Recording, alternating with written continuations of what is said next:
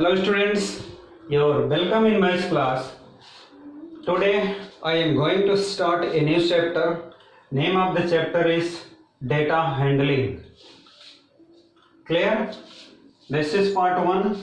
At first I want to tell you what is pictograph bar graph. इस data handling के according हम pictograph और bar graph को study करते हैं. मतलब किसी भी डेटा को किसी पिक्टोग्राफ के थ्रू, किसी बार ग्राफ के थ्रू रिप्रेजेंट कर देना ही डेटा हैंडलिंग कहलाता है. तो पिक्टोग्राफ क्या है? Pictograph is the method of representation data by using pictures.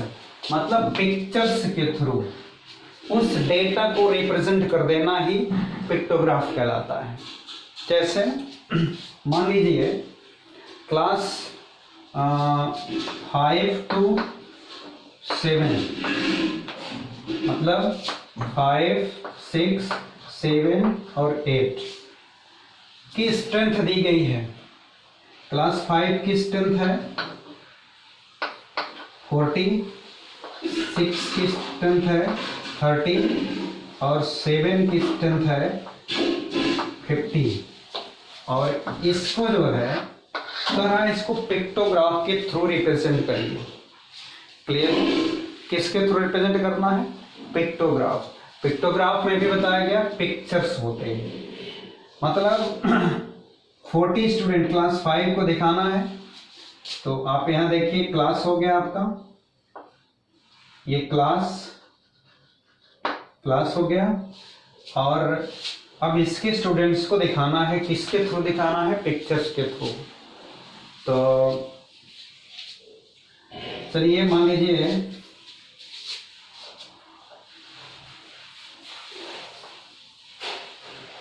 ये एक स्टूडेंट का फिगर है और इस फिगर के एक फिगर का मतलब होता है 10 स्टूडेंट. ऐसा आपको स्केल बनाना है. 10 students, one figure is equal to 10 students. तो क्लास 5 में कितने स्ट्रेंथ है? 40 है. तो कितने फिगर बनाने पड़ेंगे? 10 से डिवाइड कर दो 40 को, 4 आ जाएगा. तो इसका मतलब है यहाँ पर आपको ये 4 फिगर बनाने पड़ेंगे. 2 हो गया और ये आपका 3 हो गया और ये आपका 4 हो गया. तो अब यहाँ पर आपका नंबर नहीं लिखा है, डेटा नहीं है.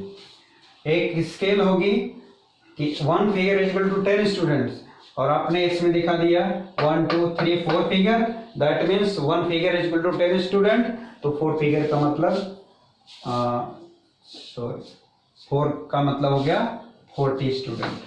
तो क्लास 5 में 40 थे तो 4 फिगर बना. क्लास 6 में 30 स्टूडेंट हैं तो 10 से डिवाइड कर दीजिए, 3 आएगा. तो इसमें आपका बन जाएगा 3 फिगर बन जाएगा आपका ये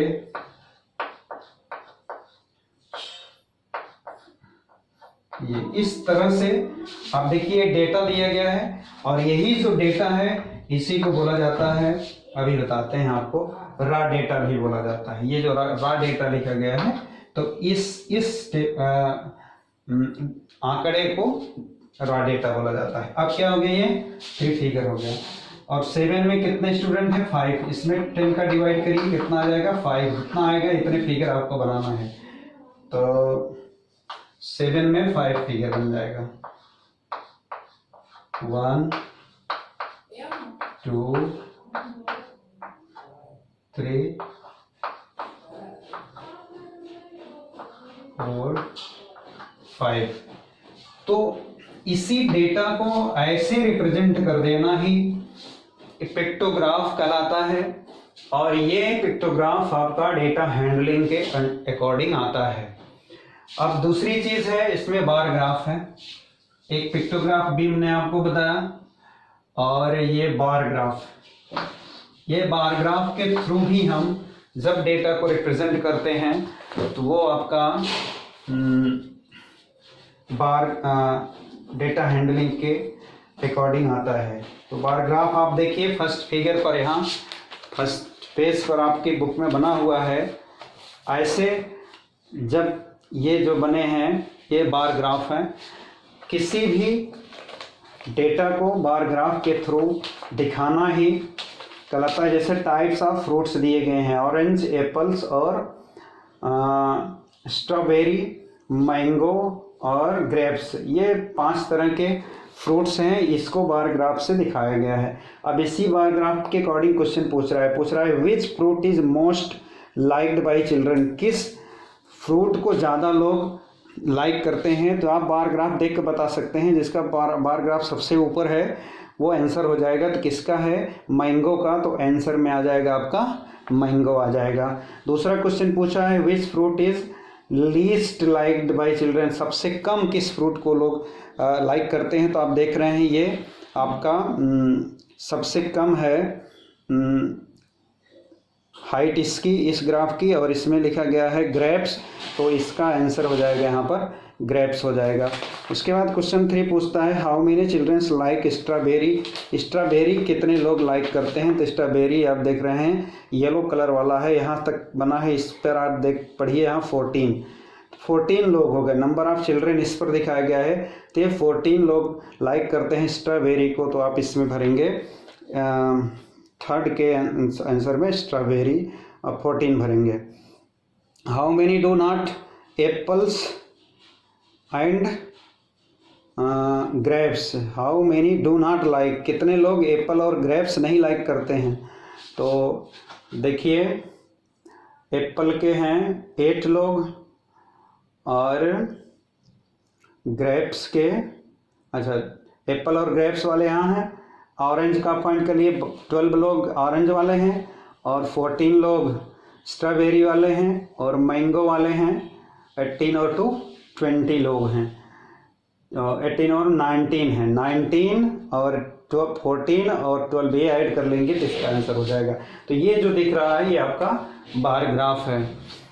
तो इस तरह से आपके जो आगे क्वेश्चन हैं एक्सरसाइज के, उसमें इसी तरह क्वेश्चन आपको देखने मिलेंगे। देखिए पिक्टोग्राफ का क्वेश्चन है, अब इसमें पूछा गया है, करा है read the pictograph about the favourite holiday destinations of various employees in an office and answer the following questions. यहाँ पर देखिए मसूरी है, शिमला है, मनाली है और ऊटी है। तो फेवरेट हॉलीडे डेस्टिनेशन दिया गया है और स्केल दिया गया है, ये जो 1 फिगर है 10 एम्प्लॉइज होते हैं। मसूरी के लिए पूछा जा रहा है which is the most favourite holiday destination, कौन मोस्ट फेवरेट हॉलीडे डेस्टिनेशन है जिसमें सबसे ज़्यादा ये फिगर बना हुआ है। देखिए शिमला, इसका आंसर हो जाएगा शिमला हो जाएगा। दूसरा क्वेश्चन है विच इज़ द लीस्ट, माने सबसे कम किसका है, मनाली का। आप देख रहे हैं 1 2 3 4 है, तो कितने लोग हैं इसमें, 1 फिगर का मतलब 10 एम्प्लॉई, तो 1 2 3 4 10 20 30 40 लोग हो जाएंगे। तो इस तरह से बहुत ही इजी है, ये आप कर सकते हैं, किसी तरह कोई प्रॉब्लम नहीं है। तो नोट डाउन कर लीजिए होमवर्क अपना, homework do question do exercise 15.1 ये एक्सरसाइज आप कंप्लीट कर लेंगे, किसी तरह कोई दिक्कत नहीं है। अभी हमने रॉ डेटा लिखा है यहाँ पर, बिफोर रिप्रेजेंटिंग, बिना रिप्रेजेंट, जब तक कोई डेटा रिप्रेजेंट नहीं है, जैसे ये 5 6 7 की स्ट्रेंथ दी गई है but this is not represent, ये रिप्रेजेंट नहीं है, तो before representing data is not in any particular order, जब कोई किसी विशेष ऑर्डर में नहीं है, एंड इस कॉल्ड रॉ डाटा, उसे रॉ डाटा कहते हैं। जैसे भी हमने यहाँ लिखा 5 से 7 तक के क्लास के बच्चों की स्ट्रेंथ ये है, तो ये रॉ डेटा है, और जब इसको हम इस फिगर के माध्यम से रिप्रेजेंट कर देते हैं तो ये पिक्टोग्राफ हो जाता है। तो इस तरह से ये 15.1 बहुत ही इंटरेस्टिंग और बहुत ही इजी एक्सरसाइज है, और उम्मीद करता हूँ कि आप इसको अच्छे से कर लेंगे, और नेक्स्ट डे हम नेक्स्ट एक्सरसाइज आपको बताएंगे। So that's all for today. जय हिंद, जय भारत।